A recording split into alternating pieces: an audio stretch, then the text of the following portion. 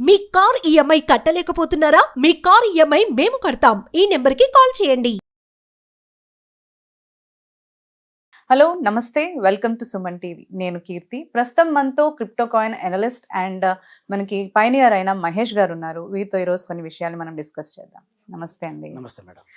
మహేష్ గారు, ఇప్పుడు మనం క్రిప్టో కరెన్సీ గురించి తెలుసుకున్నాము. అండ్ నార్మల్గా నాకు వచ్చిన డౌట్ ఏంటి అంటే, ఈ క్రిప్టో బిట్ కాయిన్ ఉంది కదా, దానికిను అండ్ ఈ పై కాయిన్ అన్నారు కదా మీరు, దానికి ఏంటి డిఫరెన్స్ అంటారు? ఏంటి తేడా? ఎందుకు పై కాయిన్ తీసుకోవాలి? యాక్చువల్గా అండి, బిట్ కాయిన్ అనేది జస్ట్ ట్రేడింగ్ చేసుకోవడానికి మాత్రమే పనిచేస్తుంది. బిట్ కాయిన్ అది యూటిలిటీస్లో ఎక్కడ కూడా దానికి ఎకో సిస్టమ్ లేదు. కరెక్ట్. ఆఫ్లైన్లో కాదు, ఆన్లైన్లో కూడా ఎక్కడా లేదు. పై కాయిన్ అనేది వరల్డ్ వైడ్గా approx 100 million plus users present mining చేస్తున్నారు. Mining, okay. బిట్ కాయిన్ చూసుకుంటే దాని హోల్డర్స్ అంటే యూజర్స్ 30 lakhs పీపుల్ కూడా లేరు, 3 million పీపుల్ కూడా లేరు. బిట్ కాయిన్ అనేది 2009లో లాంచ్ అయింది మేడం. అప్పటి నుంచి పెద్ద పెద్ద హార్డ్ డిస్కుల్లో, రూమ్స్లో, వాల్కానోలో ఉన్న ఎనర్జీ ఏదైతే ఉందో దాంతో తయారు చేసిన మిషన్స్తో మైనింగ్ చేస్తూ ఉంటారనమాట. ఓకే. దానివల్ల ఎన్విరాన్మెంట్కి హామ్ అనమాట. ఫర్ ద ఫస్ట్ టైం ఎక్కడ ఎన్విరాన్మెంట్కి హామ్ లేకుండా గ్రైండరీగా మన మొబైల్లో జస్ట్ 24 hours ఒకసారి ఎన్లైటింగ్ బటన్ మీద క్లిక్ చేసినట్టయితే కాయిన్ మైనింగ్ అవుద్ది. ఇది వరల్డ్ వైడ్గా అన్ని కంట్రీస్లో మైనింగ్ చేస్తున్నారు. 100 million plus people. Okay. Eco system అని చెప్పాక మేడం, ఎకో సిస్టమ్ అనేది బిట్ కాయిన్కి బిల్డ్ అవ్వాల. ఓకే. ఇప్పుడు పై కాయిన్కి ఏదైతే ఎకో సిస్టమ్ ఉందో ఆ ఎకో సిస్టమ్ చాలా పెద్దగా బిల్డ్ చేస్తున్నారు. 100 DApps వస్తున్నాయి త్వరలో. DApps అంటే డీసెంట్రలైజ్డ్ యాప్స్ అనమాట. ఓకే. ఆన్లైన్లో ఫర్ ఎగ్జాంపుల్ మనం అమెజాన్లో పేమెంట్ చేయాలి, బిట్ కాయిన్తో మనం పేమెంట్ చేయగలమా? చేయలేం. పైతో పేమెంట్ వస్తుంది, సపరేట్ బటన్ ఉంది, దానికి సపరేట్ డొమైన్ కూడా రెడీ చేసి పెట్టారు 2019లో. ఓకే. మీరు whois.com అనే వెబ్సైట్లోకి వెళ్ళి మీరు సెర్చ్ చేసినట్టయితే amazonpay.com అని కొట్టండి. whois.comలో మీకు ఖచ్చితంగా మన పేరు మీద పై నెట్వర్క్ మీద రిజిస్ట్రేషన్ ఒక డొమైన్ నేమ్ అక్కడ ఉంటుంది. అమెజాన్ ఏదైతే డొమైన్ ఉందో ఆ రిజిస్టర్ ఎవరైతే ఉన్నారో సేమ్ ఇదే డొమైన్ రిజిస్ట్రేషన్ చేశారు. అది కూడా 2019లో యాప్ లాంచ్ చేసే ముందు, 2019లో యాప్ March 14th లాంచ్ చేశారు, పైడే రోజు. ఓకేనా? దానికి 2 నెలల ముందే ఈ డొమైన్ అనేది రిజిస్ట్రేషన్ చేయడం జరిగింది. త్వరలో అమెజాన్లో కూడా మనం పైతో పేమెంట్ చేయొచ్చు. అలాగే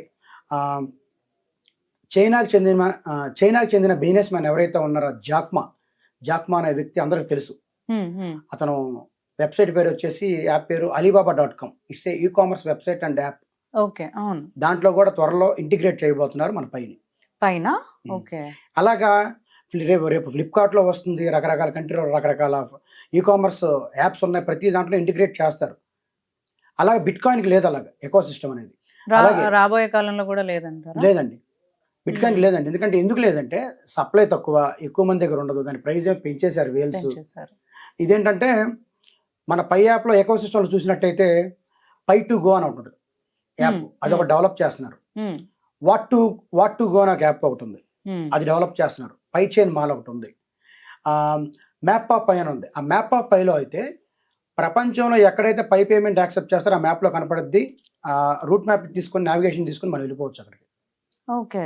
రీసెంట్గా పైకోర్ టీం దాన్ని వెరిఫై కూడా చేసింది. ఓకే. అలాగే రకరకాల యాప్స్, అంటే మీరు బెంజ్ కార్ కొనుక్కుంటారా, లేకపోతే మామూలుగా గుండు సూది కొనుక్కుంటారా, మీరు ఏం కొనుక్కోవాలన్నా సరే, హోటల్స్ రెస్టారెంట్స్ ఇప్పుడు స్విగ్గీలో ఉన్న యాప్స్ ఏవైతే ఉన్నాయో అలాంటి యాప్స్, అలాగా 100 DApps అనేది రెడీ చేయడం జరుగుతుంది. ఫ్లైట్ టికెట్స్, హోటల్లో రూమ్స్ బుక్ చేసుకోవడం కానీ ప్రతిదీ పైతోనే పేమెంట్ ఆ DApps ద్వారా రాబోతున్నాయి. అలాగా బిట్ కాయిన్కి లేదనమాట. Just whales. ఇప్పుడు ఎవరైతే బ్లాక్ రాక్ కంపెనీ వాళ్ళు ఉన్న, బ్లాక్ రాక్ కంపెనీ అంటే అన్ని కంపెనీలకి డాడీ అది. అయితే మనకి నార్మల్గా ఇప్పుడు క్రిప్టో అనగానే ఎక్కువ చాలా మంది బిట్ కాయిన్కే ఇంపార్టెన్స్ ఇస్తూ ఉంటారు. బట్ మీరు చెప్పేది ఏంటి అంటే అది ఎక్కడ కూడా మనకి యూజ్ అవ్వట్లేదు, అండ్ పై అయితే మనకి పే చేయడానికి యూజ్ అవుతుందని చెప్పుకొస్తున్నారు. సో నార్మల్గా ఎందుకు బిట్ కాయిన్కి అవకాశం? అంటే ఎప్పటి నుంచో ఎగ్జిస్ట్ అయి ఉంది, అందరూ చేస్తున్నారు, అండ్ హైయెస్ట్ వాల్యూ ఉన్న కాయిన్ అదే, కరెక్ట్? సో దానికి ఇవన్నీ ఫెసిలిటీస్ అనేవి పైకి ఎందుకు ఇస్తున్నారు ఇప్పుడు అని అంటారు? యాక్చువల్గా అయితే అది బ్లాక్ చైన్ అనే డీసెంట్రలైజ్డ్ ప్రాజెక్ట్ అండి. అది సప్లై చేసి వదిలేశారు. సతోషి నకమోటో వ్యక్తి ఎవరైతే ఉన్నారో, జపాన్ అని, అతను ఆరిజిన్ వచ్చేసి జపాన్ అని చెప్తా ఉంటారు. అది సెట్ చేసి వదిలేశారు. ఆ సెట్ చేసిన దాన్ని ఇంకా అట్లా వదిలేశారు కాబట్టి దాన్ని డెవలప్ చేసే వాళ్ళు ఎవరు లేరు. అతను కూడా ఏంటంటే గవర్నమెంట్ నుంచి ట్యాక్స్ తప్పించుకోవడానికి one world one currency concept అవ్వాలి, ప్రతి చోట బిట్ కాయిన్ పేమెంట్గా చేయాలనే ఉద్దేశంతో తీసుకొచ్చాడు. అనానమస్ పర్సన్ అనమాట అతను, ఎవరికి కనపడ్డు. సో కనపడే పర్సన్ అయితే ఏదైనా చేయగలడు, utilities goods and services develop చేయగలడు. కనపడే పర్సన్ ఎలా చేస్తారు? మొన్న రీసెంట్గా హెచ్బిఓలో ఒక డాక్యుమెంటరీ చేశారు. బిట్ కాయిన్ కనిపెట్టింది ఇతనే అని చెప్పి ఒక అతను చూపించారు. అతని పేరు వచ్చేసి పీటర్ టాడ్.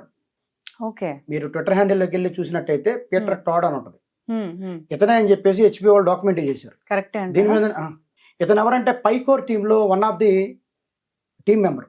ఓకే, అంటే ఎవరైతే పైని క్రియేట్ చేశారో నికోలస్ కొకాలిస్ గారు, వాళ్ళ దగ్గర వాళ్ళ టీంలో పనిచేస్తున్న ఒక వ్యక్తి. ఇతను చేశానని చెప్తున్నారు, మీరు నమ్ముతారా? పైకోర్ టీంలో ఒక వ్యక్తిని బిట్ కాయిన్ క్రియేట్ చేశారని ఒక డాక్యుమెంటరీ చేస్తే, మరి పైకోర్ టీంకి ఎవరైతే హెడ్ ఆఫ్ ది డిపార్ట్మెంట్ ఉన్నారో ఆయన అప్పుడు ఆ టైంలో ఏం చేస్తుండాలి? చిన్న లాజిక్ మేడం. కరెక్ట్. ఇప్పుడు మనం ఇల్లు కట్టుకోవాలనుకోండి, ఫర్ ఎగ్జాంపుల్ మాది బెంగళూరు అనుకుందాం. హైదరాబాద్లో ఒక విల్లా కొనుక్కోవడానికి ఒక విల్లా కట్టడానికి నేను 1 acre స్థలం కొనుక్కున్నాను. ఆ ఇల్లు కట్టించాలని నేనే ఉండాలి అక్కడ. నేను ఉన్నప్పుడు మామూలుగా పక్కన ఎక్కడ అద్దెకి తీసుకోలేదు, ఏం చేయాలని అక్కడే ఒక పాక వేసుకొని కూర్చుంటా. పాక వేసుకొని ఇల్లు కట్టించుకుంటా ఉంటా, లేకపోతే రేకుల షెడ్ వేసుకొని ఇల్లు కట్టిస్తూ ఉంటా. ఆ కట్టించుకునే క్రమంలో ఏంటంటే ఈ పెద్ద ఇల్లు కంప్లీట్ చేసుకుంటా.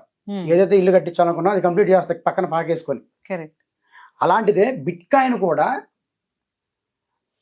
ట్రయల్ వర్షన్ ఆఫ్ పైకాయిన్ అంటా నేను.